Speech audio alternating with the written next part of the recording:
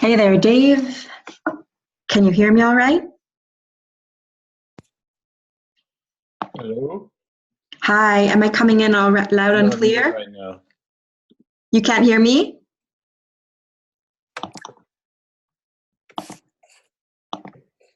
There we go. Hi, Lisa. How are you? Oh, oops.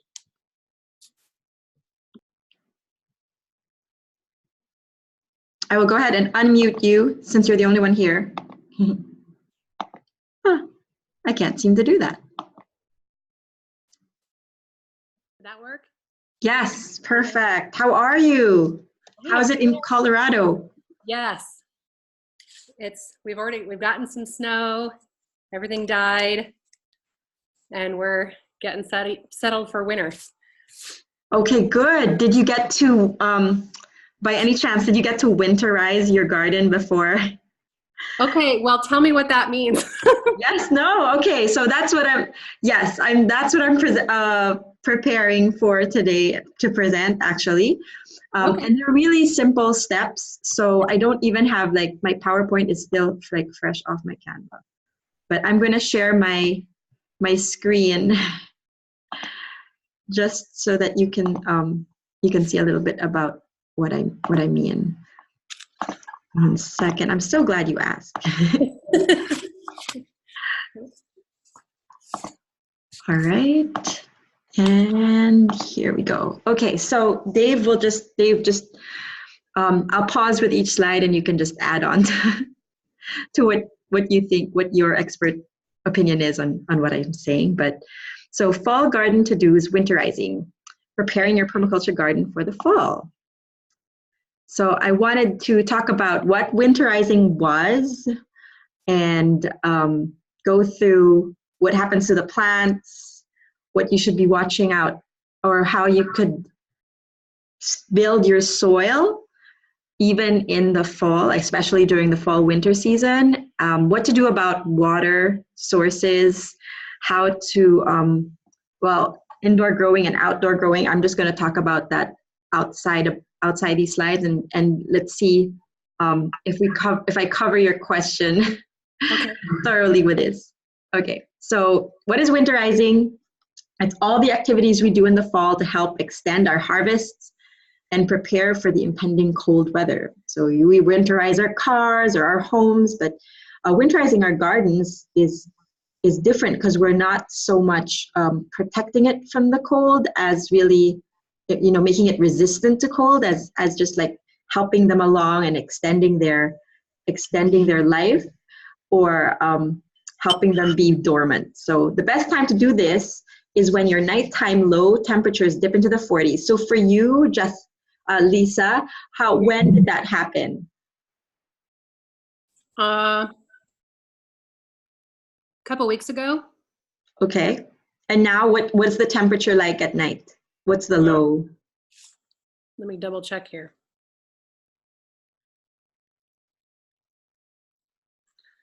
Upper 30s.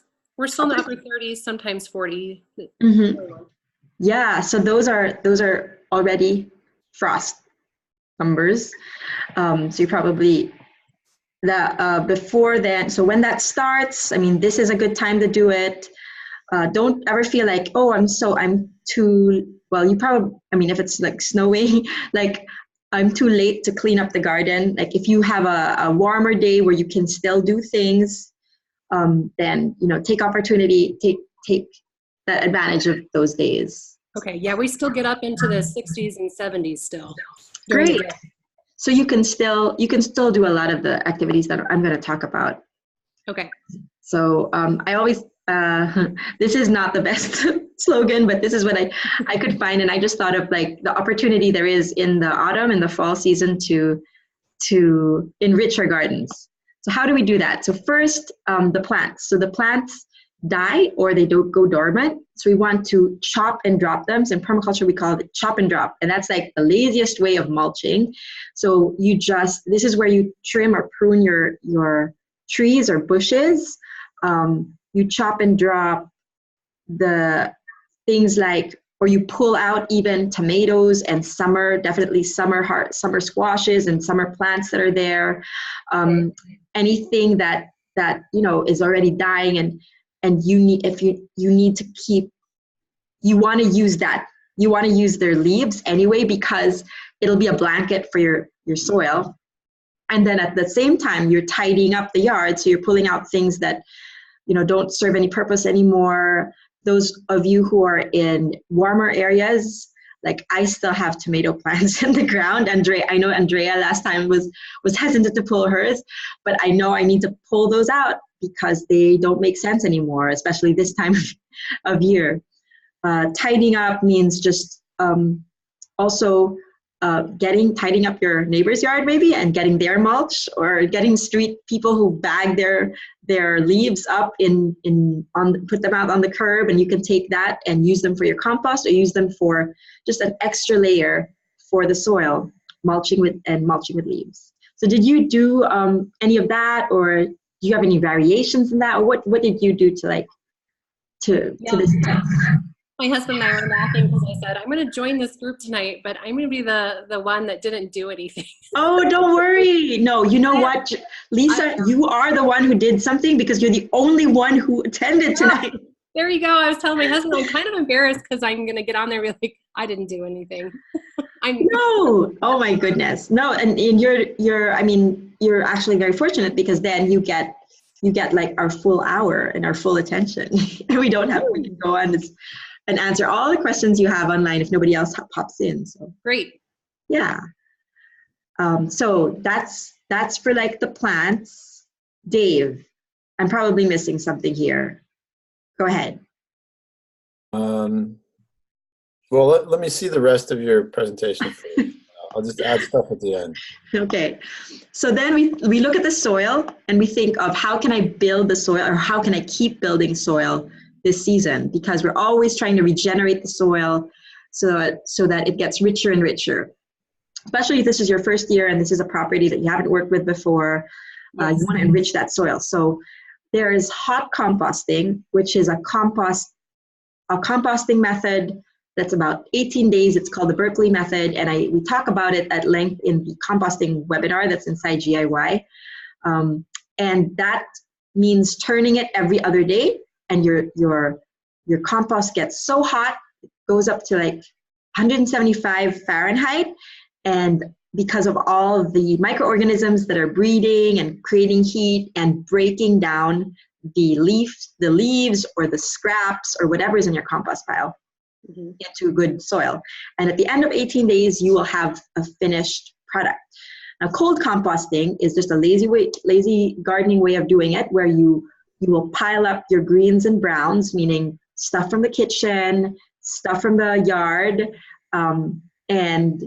and manure, maybe if you have access to it, or what other things that you can compost, and just leave it there over the winter, and it breaks down in about 3 months. Now this varies, because if your region is drier, like Colorado is probably drier, it might take longer than that. So you might need to turn it a little bit to get that heat going, even though it's a cold composting method. But the idea is it's not something that rises to 175 degrees and then burns everything down and finishes it for you. And the mass is different at the end of your compost bin that it was at the beginning. So you might have a big giant heap to start off with, and at the end of 3 months you'll have a little tiny, good layer of soil that you didn't need to maintain so much, and it burned down for you. But in the hot composting method, it's the same size pretty much. So the only thing I want to add on cold composting is if you took some of your green matter from your garden, cold composting doesn't break down the weed seeds. So there is a danger that you could get if you use that compost from cold composting the next year. You might get some weeds that inadvertently got into the cold. That's the advantage of hot composting, is that the temperature nukes those seeds, so you don't get nearly as many weeds from that. And hi, Tamisha, I see you joined in. We're talking about composting right now. Oops, she just left. But yes, it's okay. All right. So then vermicomposting, this is something we do on our deck when the worms are, during the summer, when the worms don't die. We use a worm tower, which it's kind of hard to predict when the worms will die or not. And we get our worms, like when they die, we have to buy the worms again. But ideally, the worms do not die, because a friend of mine composts, and we started out doing this way actually, compost in a big Sterilite tub, where big plastic Sterilite tub, poke holes in it on the sides, and then lay down like shredded newspaper at the bottom, and then maybe a little bit of soil, and then introduce your worms, and then just feed them every so often, and then that just builds up over time. Feed the worms your scraps, feed them paper, so that your nitrogen and your carbons are balanced. So you're supposed to have more carbons, like 1 to 4. So more paper, more leaf matter than nitrogenous matter, which is like the green leafy greens that are from your salad.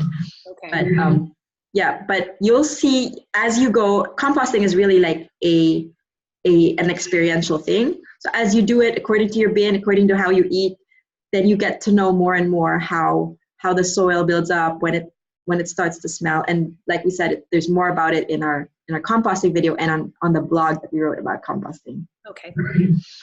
Yes, bokashi is a fermented compost. So sometimes there are things that you're not supposed to compost, right? Like fish, meat, bones, eggs. Different people have different rules, especially if you live in a suburban neighborhood like we do. I was checking out your place before you hopped on, just so I had a better idea of where you lived. And I know that, people will, do you have an HOA? Yes. Yeah, so they'll probably, our HOA took away our compost bin. It wasn't a bin, it was a big heap, but it was a really good heap. Yeah. Was it visible from the front? No, it wasn't. It was in the back. It was actually in the forest, and I put a tarp on it. It wasn't like in a common area forest, but it was just leaves, and maybe I'd sneak in a little bit of food scraps, but it was mostly like a big leaf pile, really. Oh. And from all the things that we chopped and dropped that I didn't have room for on the garden beds, I just put it in there. Big branches, I put it in there and turn it every other day, and it steamed up, but it didn't. It was so big, and I was always changing, because in hot composting, it's the same thing. You start out with the same materials to begin with, and you end up with the same size. But I kept on adding stuff to it, so it wasn't all breaking down at the same time. But still, it was good soil. Yes, so bokashi, if you have meats, and for those who are in apartments, that lives under the sink. And it's bran. So this is not cyclical. This is why we stopped doing bokashi, is because you have to buy the bran, and the bran has effective microorganisms. I'm not quite sure what's in it, so I haven't studied it as much. I've just done it myself, and it does ferment the food, the meats, to a point where after that, then you still have to take it, and then you put it out in your garden and dig a hole, or put it in your compost bin. So there's like a second stage to it. So it's more finicky and, lazy gardening way, not the most lazy gardening method. Yeah, not my season of life either. I'm sorry? Not my season of life either. Yes. I know what you mean. But if you're committed for, those who are committed to zero waste, and they really want to, when that time comes that you feel, okay, I can probably extend it to now my meats, I'm also going to do something about them. And I mean, my goal is eventually, I don't know when, like before the kids go to college, that I find some way that we're not throwing out at least, the food scraps. But it's always a work in progress. You're always discovering more things. And right. So, and then finally, composting directly on your garden beds is another way to do it. So if you have the kitchen scraps, you can, at this point in time, it's nice and cold, not too many like critters out and about, just cover it with leaf mulch. Like you can put the banana peels, the eggshells on your garden beds, on your pots, on your planters, and then you cover it with a leaf mulch, cover it with other clippings from grass clippings, and kind of do the lasagna gardening that we talked about if you've seen the video on that, directly throughout the years, not just lasagna gardening. Okay, I will set up my raised bed and I will build up the layers all in one go. It's like an instant kitchen garden, which is great to start, but you can keep on doing that by adding more and more layers. And fall is a great way to keep adding those layers of, oh, I got a delivery of, a big pile of leaves. I can put that on as one layer. Oh, somebody has manure and just wanted to give me some. I can put that on as another layer. Oh, and I might as well just, I have extra straw. What am I going to do with this straw? I bought too much for the summer. That's another layer. So things like that you're always constantly trying to blanket the soil with more and more layers. Okay. And then finally, oh no, that's a redundant slide. So I will stop my sharing now and just go to the indoor. So now, Dave, do you want to talk about hoop housing, outdoor growing and indoor growing? So did you want to say anything? Yeah, so Nikki just talked about what you can do to kind of make sure that your soil is still got abundant life, and you're kind of promoting the life. But one of the things that you could also do in outdoors is you can also plant a cover crop. So there's certain things like legumes and other hardy crops that you kind of sprinkle on top of the soil before you put all the mulch and other things on. You would normally start a little earlier, maybe around like a month ago your time. But what happens is these things then grow and they provide like a green mulch. So it's actually even better than putting leaves or anything on, because you have things that are still growing and protecting the soil and covering the soil. Because that's kind of the key. You want to keep something covering the soil at all times. You never want the bare soil just exposed to the element. That's for outdoors. But for indoors, well, there's ways of extending the season. So what we do is we create things called low tunnels. So they're pretty useful because there's quite a lot of hardy vegetables that can take temperatures down to around 20 to 26 degrees. But then you have these occasional nights that drop. I'm not sure about your climate, but here we have a couple of nights every year that drop down to like 10 degrees or something crazy low like that. So, I go ahead? Not yet, but we sometimes have that happen. Yeah, so what the low tunnel does is it doesn't really keep it incredibly warm. It's not like a greenhouse, but it keeps the minimum temperature inside this tunnel warm enough that you can get maybe like 10 degrees warmer inside the tunnel. So that's for a lot of these things like lettuces and carrots and some brassicas like kale or collard greens. That's enough that they won't wilt. They won't get any frost damage. So the way that you build low tunnels is you can get either plastic pipe, or you can get what we do is we bought something called a hoop bender, and you can get this electrical conduit from one of these big box stores, like a 1/2-inch aluminum conduit. They come in these 10-foot lengths for about $150, $2 to $3 each.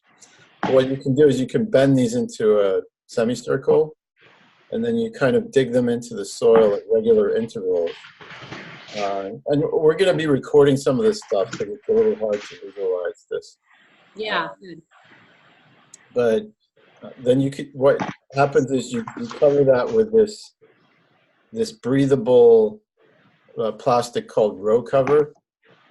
and it's kind of an insulating thing. So there's different types of this row cover. There's like a light row cover or a heavy row cover, and there's a trade-off. There's usually a correlation. The less light that's let in, the more insulating it is. So you initially put a layer of that over it. It kind of seals the whole raised bed, and then after that, you put a layer of clear plastic over that. So it's like a double layer of insulation, and that can protect things that would normally die around freezing down to the upper teens. We've had quite a lot of success with that. So that's one way of protecting, extending the season. You can grow a few extra months. Things will grow slower in the wintertime because there's less light, but since you have an extended amount of time in the winter, these things will still grow from the beginning all the way to being able to harvest them. So here's an example of what Dave was talking about with the low tunnels covered by a row cover. This is found in GIY under the blog Gardening for All Seasons. Just surf around there. It's kind of easy to find, or you can look at the URL. But he demonstrates, well, we just recorded the video of part of it today, but this was taken. This text was written last year or 2 years ago about how he builds his low tunnels. This is what he means by the aluminum electrical conduit. Okay. There, so that you can buy from Home Depot, and then he has a hoop bender and he bends it into a hoop. You can also take, what I like about the aluminum is I did all my hoop bending maybe 3 years ago, and I can just use those same pieces of aluminum year after year. Okay. But you could take, it's probably easier to just get some PVC pipe and just bend it the same way. That's probably faster, because then you don't need a special tool to be able to bend it. But it's going to be a little less sturdy and a little less permanent than using aluminum. Yeah. Okay. So these ones work well, and they don't rust, and they hold up the cover with clips, white clips that you don't see in this picture. But you can also use clothesline clips as well, large clothesline clips. Oh, okay. Mm-hmm. So that was one. Oh, the other thing that I wanted to talk about that I didn't get to say was water. Rain barrels, pipes, and hoses. So one of the things that you guys we hope that you don't make the same mistake we did, was we lost our rain barrel last year due to the fact that we didn't winterize it. We didn't drain it all the way through, and because of it, it burst. It was plastic, and now we don't have a rain barrel, or we have to get a new one. But the same goes for any pipes or hoses that might be leading to your garden. If you use drip irrigation, thoroughly drain all of those, and drain all standing water that would be in containers, plastic containers. Store those containers upside down so they don't collect the water and break, especially if they're plastic, and especially those flats, if they're outside and they have standing water in them. They're very heavy duty, but they will break if you don't tip them upside down. And they're very durable. You can keep them outside, just tip them upside down. Okay. Yeah. So let me stop share. And what else? Okay, so indoor growing. We talked a little bit about that in the, I'm not sharing, right? Okay. We talked a little bit about that in the mushroom webinar, because mushrooms are some things that you can grow indoors, but right now we're doing a lot of sprouting in the same seed flats that we sent a lot of the GIY-ers as a bonus.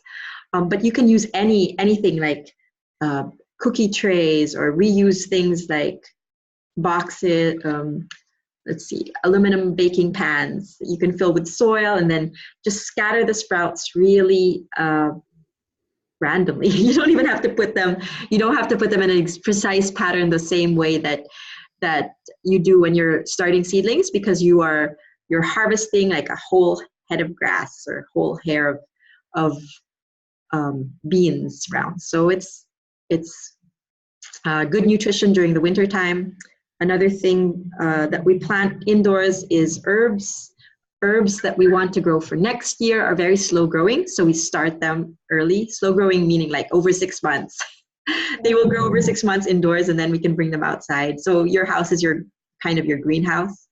But it depends on you. You definitely, Lisa, what are you, we don't want to overwhelm you with the possibilities. We want to know what exactly you are growing, or what were you thinking of eating, or what would you like to grow and eat for your family and for yourself?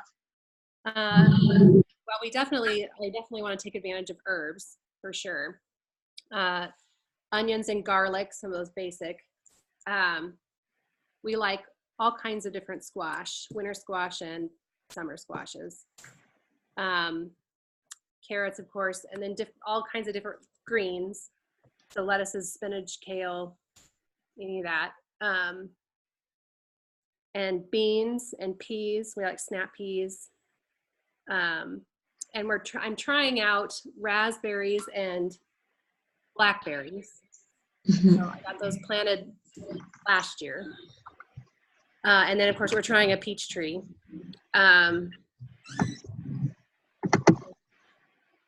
We tried watermelon, but that didn't work. Cucumber, trying to think of what else. I think that's everything we tried. Yes. And as far as, and Tanisha, hello, I see you. Welcome. We just talked about winterizing our garden, but if you didn't catch all of that, I'm going to definitely send you the replay. And now we're talking in particular about what to grow over what herb. Well, I would like to focus on your herbs, since I think those are the things that if you want them for you have onions and garlics in the ground already, right, Lisa? No. Yes? No. No? Okay, now you can put them, right, Dave? Even at the low 30s and 40s, you can put them in the fall. Hey. Yeah, what you want to, the garlic won't have a problem. Most garlics can deal with the cold. So what you do have to be a little careful with the types of onions you put in. So if you put in like a short day onion, it's going to have some trouble surviving over the winter. But if you look for what they call long day onions, so an example is you wouldn't put a Vidalia onion in, because that's more for warmer climates. But just your kind of regular white onion. If you were just buying some onions from the store and you just want to put them in, you can also there's certain places that sell live plants. They're called transplants. You might still be able to get them at this time. There's a company called Grow Organic in California that sells onion transplants as well as leek transplants. So these are seedlings that they've grown out, so they're already a pretty good size. And all you do is you poke a pretty deep hole and you drop the seedlings in. I think it's a pretty reasonable price. It's like maybe $6 or $7 for a bundle of like 30 or 40 of these seedlings. So that's another option. But you could just as easily buy garlic from the store and break it up into cloves and just plant it in your garden. So I'm nervous as to where to plant now. I need to figure out how to systematically plant, which we were trying to work with the design portion of things.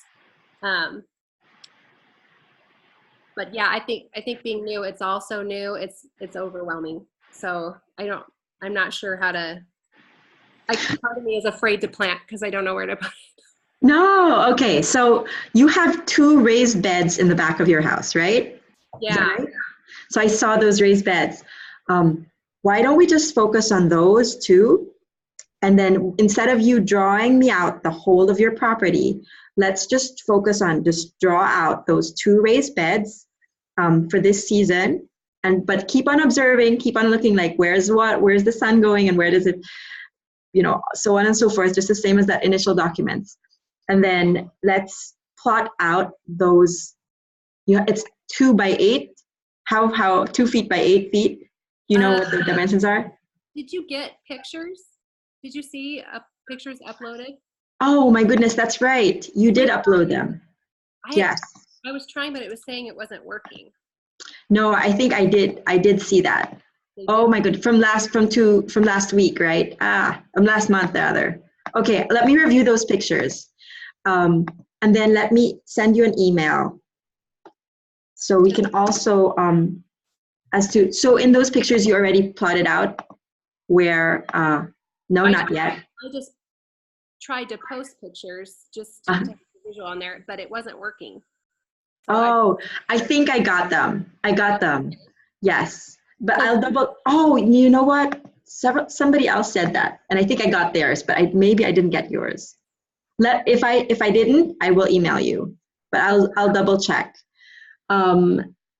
Okay, but you don't have a plan yet as to you didn't kind of draw yet on the.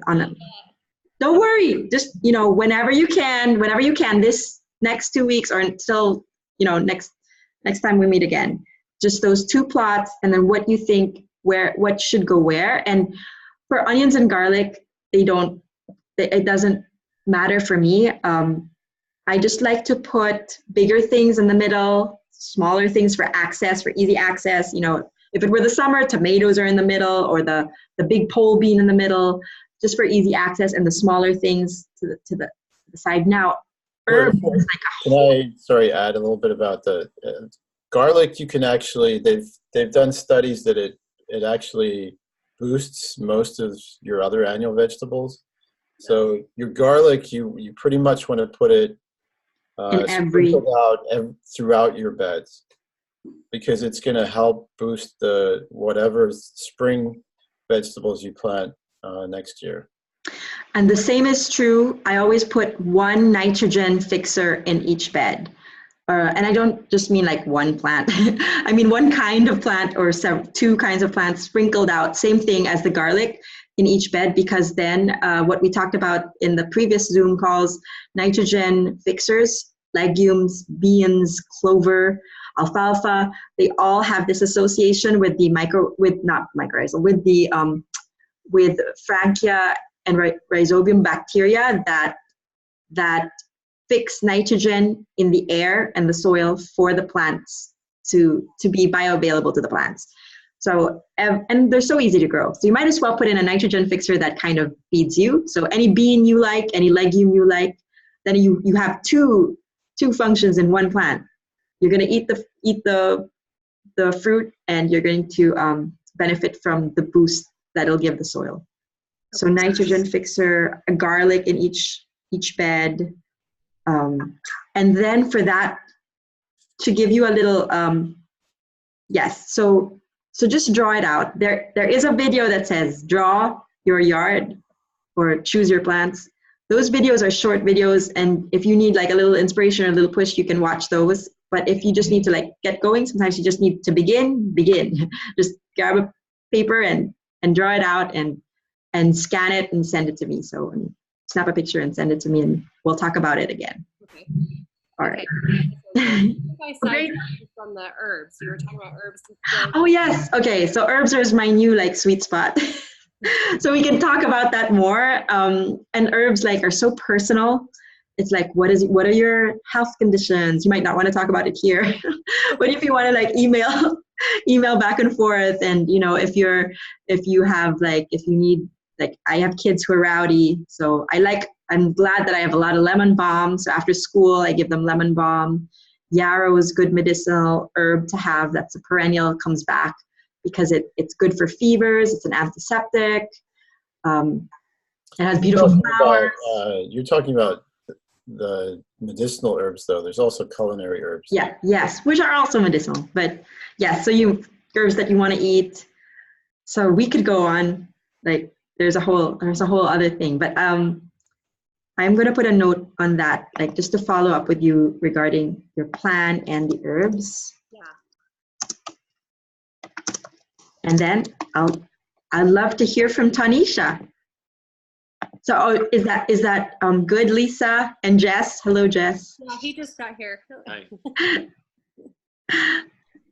So yes. Yeah, thank you. I think Is that good? Get started. What did you say? Get started. Okay. Yes. Great. All right. Good job. Keep growing.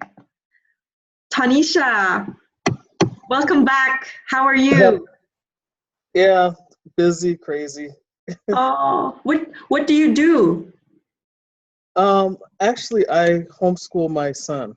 Oh my goodness, that's 24/7 busy, crazy. I can totally Yeah. understand.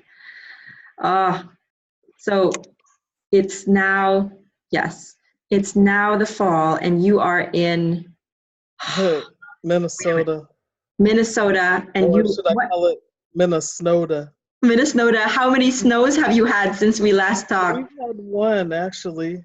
Oh, and the temperature is. Well, it was like snow that melted. Mm-hmm. I think it's about 49 right now. So it's like I think it's been as low as like in the 20s, like the overnight low, and it's been like in the 50s, maybe 60s. It's kind of cycling. Mm-hmm. Wow. Okay. So there's still days that you can get out there and like. So how have you been growing? Have you been doing those sprouts by any I chance? haven't done anything. I don't even know like where to get that, or I have to find a place to put it. Right. Okay. Did you receive one of the flats when you signed up? Did you get Yeah, the bonus? So do you have that yeah, black flat?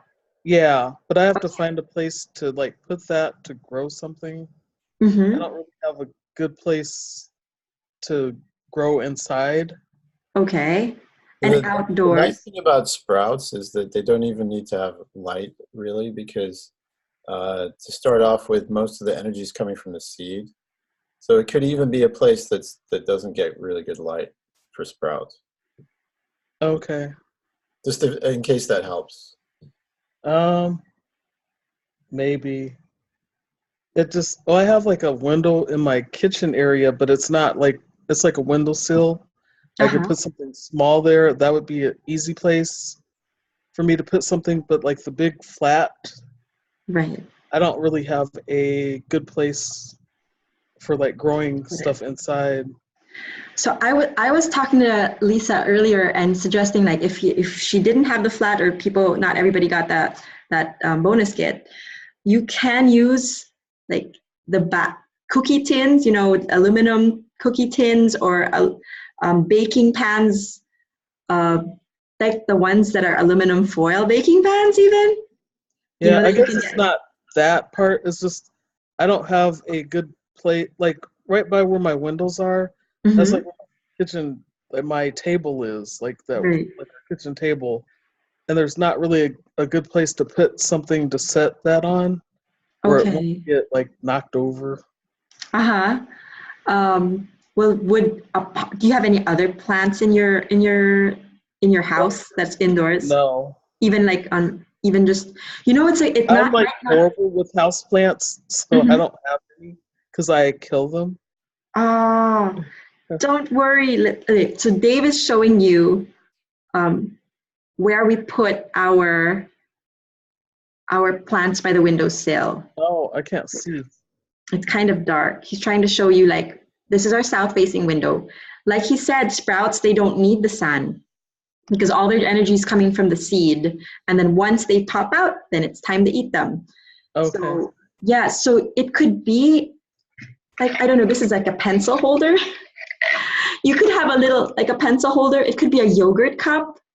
Okay. You know what I mean? Yeah. But it's always good to have something inside growing. Also because of the VOCs, like you're always indoors is more toxic than outdoors sometimes, and you want to bring a little bit of that the air renewal or the air cleaners in. The sprouts will do that for you on top of being delicious to eat. So like this is like a pencil case, a yogurt cup, any little thing. Just fill it with soil. You can even get it from outdoors. And then you've done one thing. Like in a few months, 2 months, we will probably be doing a course for you all guys, which is optional, totally optional, but it's just a 7-day thing that you can do every day. It's called Start with Sprouts, and that's why we want to give you, because we want to give you that confidence, like, hey, I was able to grow this and I ate it, and that's the first one I ate. And you can get your son. How old is your son? He's 10. There you go. I have a 10-year-old son, Ethan, his name. What's your son's name? His name is Jalen. Oh, Jalen. Well, you can get Jalen to do it as part of his science learning science experiment. You can do 2 and see the effects of one with light, one without light. There's so many different ways that you could go about experiments. Yes, I'm sure. I'm like not to overwhelm you with curriculum either, but it's just another way of integrating your homes, your home life and your actually growing life, because it's all connected and it all feeds us one way or another in a positive way. But yeah, so you can start small. Is that like something? I mean, I'm just proposing. Yeah, if I had something small that would fit on my windowsill, that would be easy, because then I don't have to try to find a place to put it and it won't get knocked over. Right. And Tanisha, do you want me to send you? Yeah. Do you want me to send you sprouting seeds? I will send you sprouting seeds. Yeah, or else I don't even know, where do I get those? We get them online at Sprouting People. I can't remember. It's been such a long. I bought it earlier this year, and I will tell you where I get it from.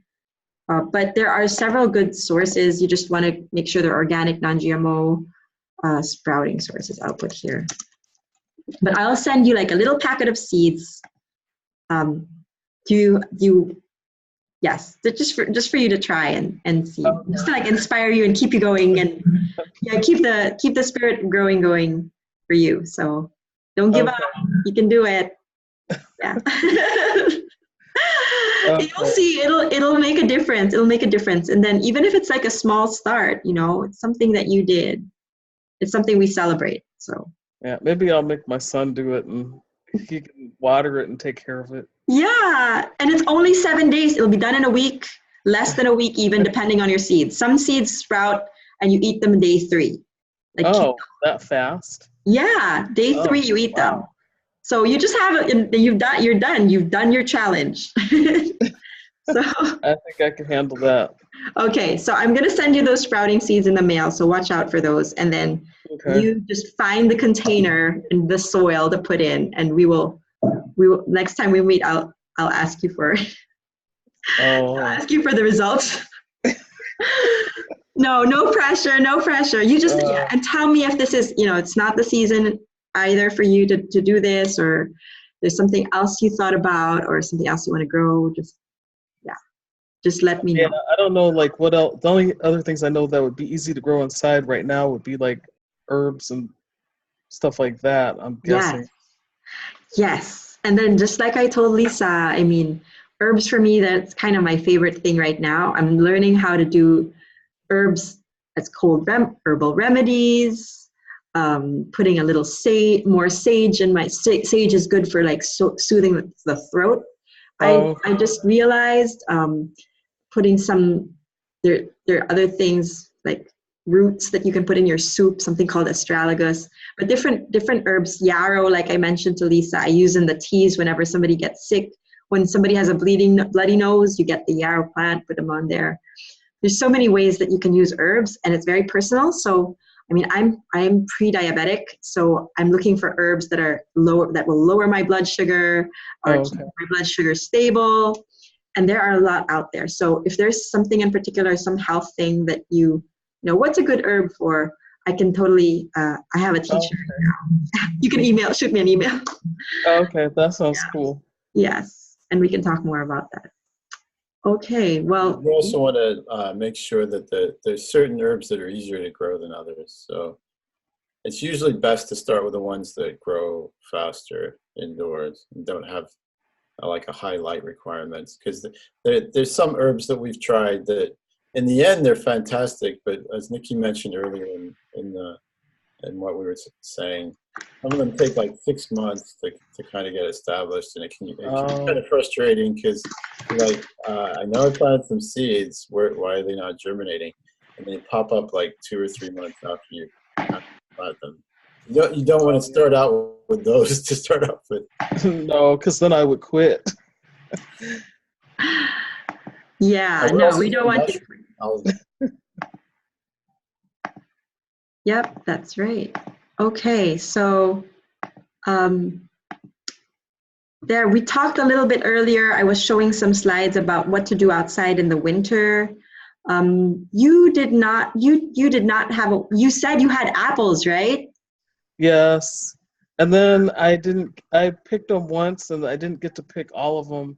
And now they're probably not any good anymore. Yeah. They're on the ground already and squirrels got They're them. like the bugs got them. Uh-huh. My biggest issue with our apples is trying to figure out like the pest control without having to spray like the chemical stuff on it.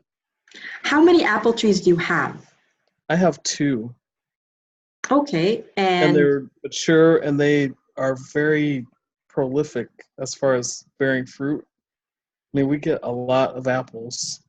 Wow. So Did you what a blessing. get that handout that I sent out? I scanned in a few worksheets from a workshop that I'd done earlier this year on orcharding. Did you receive those, Tanisha? I'll have to look. I can't remember. That would have been like last month. Yeah, probably about a month ago. Yeah, I can't remember. I'll have to look and see.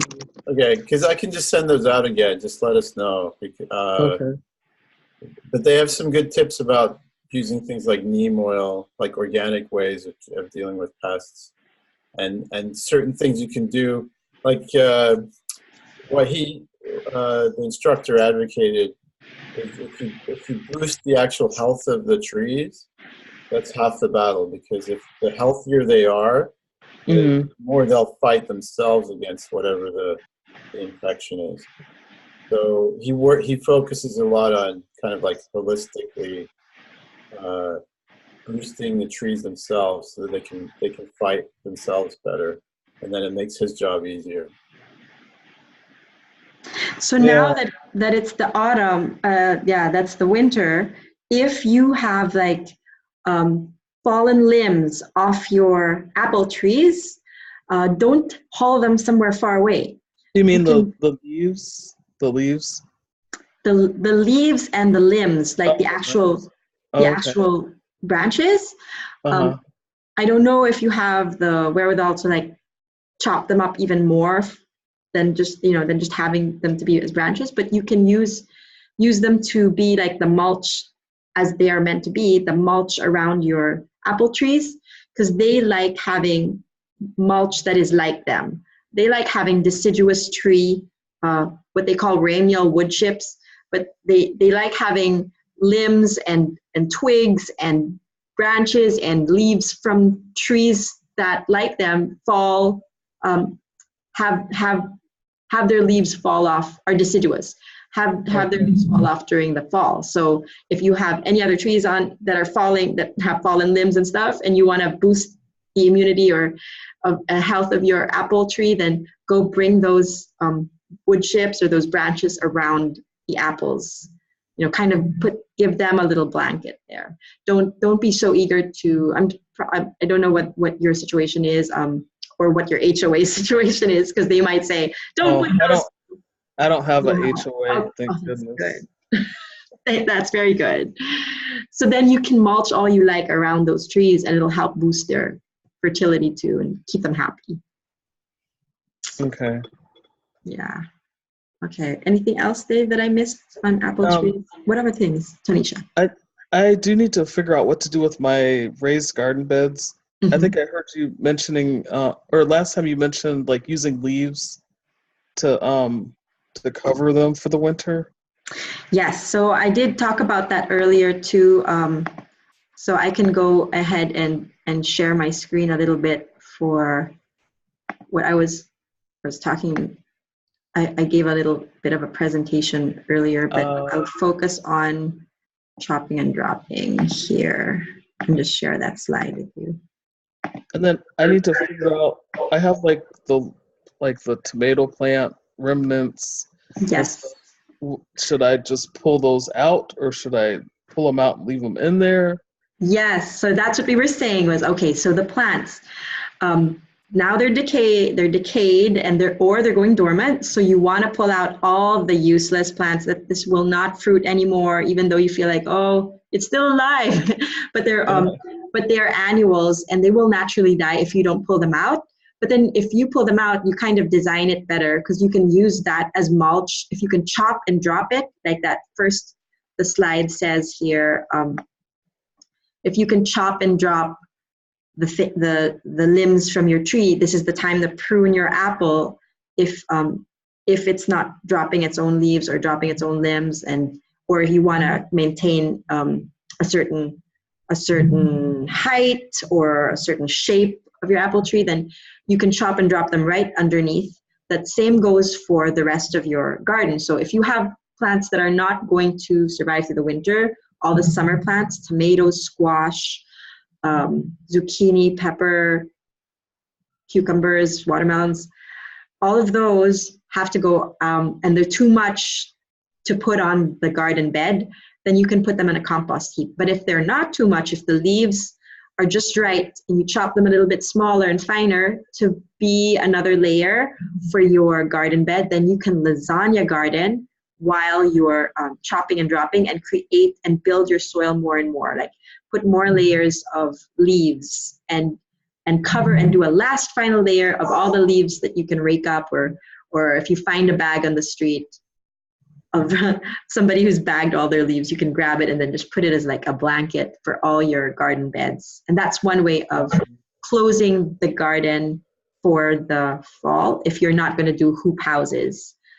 Dave also talked about if you were going to do hoops, but I know you are not going to, Tanisha, this year, right? I'd have to like shovel the snow off of them, and yes. And it would be 20 below, and right. Yeah. So just mulch it because it'll build the soil. You will have richer soil and higher. You'll build the soil like 3 inches at least every year by doing this.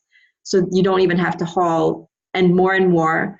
Next year you might not need to haul as much soil. The following year, maybe none at all, depending on how much you mulch. Do I have to chop the leaves up before I put a layer on? So we did not have a chipper when we first started growing. So we just raked the leaves and put them in just like that, and had all the kids do it. Rake and put them in. And it worked just the same. They disintegrate, they become soil after a while. It takes 3 months, it's just the right time. Snow will come over them and melt on them, and it'll be its own cycle process of soil creation. But if you do have it, for those of you who have chippers or who are in drier lands, who don't have the snow and it's still hot, like in California, then you might want to chop it even finer so that you assist the process of disintegration, of decomposition in your soil. And then they break down faster and they become soil faster. Because if in dry lands, there is no moisture to make that decay happen. But if you're having snow, we'll have plenty of moisture. Yes, then that's going to help. That's going to help plenty. Okay. I also talked about rain barrels towards the end, and if you have any, then you should tip them over. If you have any standing water, tip them over so that you don't crack your pots and pans. So there. Anything? So we have a few minutes. Did I answer all your questions, Tanisha? Or did you have anything else you can think of? I guess I was kind of curious about the garlic. Is it too late to plant that? And can I mulch over top of that, or do I have to wait until that comes up? Or Does it come up in the spring? Yeah, so all alliums are biennials. So they're naturally suited to survive over winters.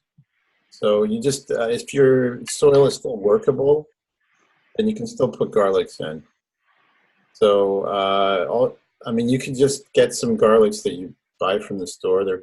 They're normally a California white variety. They're pretty mild, and you just you take the bulb and you just break off the cloves, and you just plant the cloves in. So you can still do that as long as the ground hasn't frozen. And what'll happen is they'll start to sprout in the next couple weeks. Then they will they kind of hunker down over the winter. They won't grow very much. You might even see like if you have a warm spell, they'll grow some green leaves, and then when there's a frost, it might even dye back the top leaves. But as long as the root system is still alive, it's still kind of growing there. And conserving its energy. And then what you'll see is next February, March, it'll start growing much bigger, and then it'll be ready to harvest around June. Yeah, and if you're wondering about February or March for us, because it's kind of cold still. Well, garlic will be one of the first things that starts growing in the spring. It's almost as soon as temperatures go above freezing, it'll start to grow again. Oh, okay. What's nice is that most garlics are pretty hardened. They can take pretty cold temperatures. So I have some garlic that I got from like a farmer's market that I could probably maybe just take some of that and play around with it and see what happens. Yeah, so break a bulb apart, get a clove, like I have a picture here of a clove, but you with the skin still on, of course, and then this is how you put it in the soil. With the fat part down? With the fat part down, with the tippy pointy part up, and then you put it as deep as it is big. So if it were this size, then, but there's just the soil above there with that. Okay. Yeah, about 3 inches would be fine, 2 or 3 inches deep. You don't have to go too deep, and that works fine. The other thing you can do is you can take scallions, and you can eat the top part, but you save the root system, the root part. The white part, that white bulb part? Yeah. Oh, okay. You can just dig a hole and drop it in the hole. Oh. And quite often, they're called summer onions. Quite often those will grow back. Now, I don't know if they'll survive. It depends on the variety whether they'll survive over the winter. But that's something you can also do very early in the spring. Yeah, okay. But the garlics will definitely survive the winter, and it's kind of reliable. So one clove will make a whole head. So however many heads of garlic you want, that's how many cloves you want. Well, I like garlic, so can't have too much garlic. Yeah, I love garlic too. So there's a lot more details that I can give about the types of garlic. So I don't know what type you bought from the farmer's market, because there are a couple varieties that that might not be as hardy, but I think it's more like if you bought what they call it rocambole. I'm probably slaughtering the pronunciation. There's certain varieties called that are hardneck garlic, so they actually produce something called escape. They will actually produce a flower. Okay. I don't know if you bought the bulbs that you bought. Did they have a central stem? They have a hard stem that sticks out. Yeah, so they may. It has mostly to do. It doesn't change how you plant them. It mostly has to do with how you harvest them next June.